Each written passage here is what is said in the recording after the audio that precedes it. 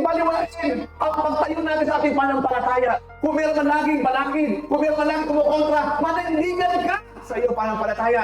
Dahil iyan ay isang banal na gawain. Dahil tayo ang pasador ni Kristo, we belong to a chosen race. Pinili ka, ikaw at ako, ng Panginoon Diyos, hindi na presidente ng Pilipinas, kaya dapat mo pangalagaan yun. Nais ko lamang ipunto rito na ang lahat ng mga Kristiyano ay chosen race ni Kristo Jesus.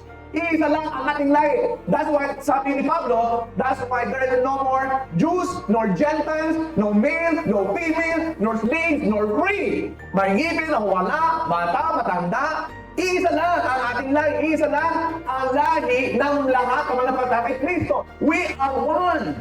Ikaw ay pinili. Dahil ikaw ay pinili, ikaw ay espesyal. Dahil ikaw ay espesyal, ikaw ay pinirang. May purpose ka, may mission ka. Hindi man perfect ang pamilya mo, pero ibahin mo si Lord. Dahil si Lord pinili ka, ginawa kang banal, at ikaw ay pag-aari niya. Si Lord ang may-ari sa'yo, hindi ang kaaway. Si Lord ang may-ari sa'yo, hindi ang dyablo. Kaya kapag makikinig sa pulong ng dyablo, lahat tayo, yun dapat ang laging itatak sa puso't isipan.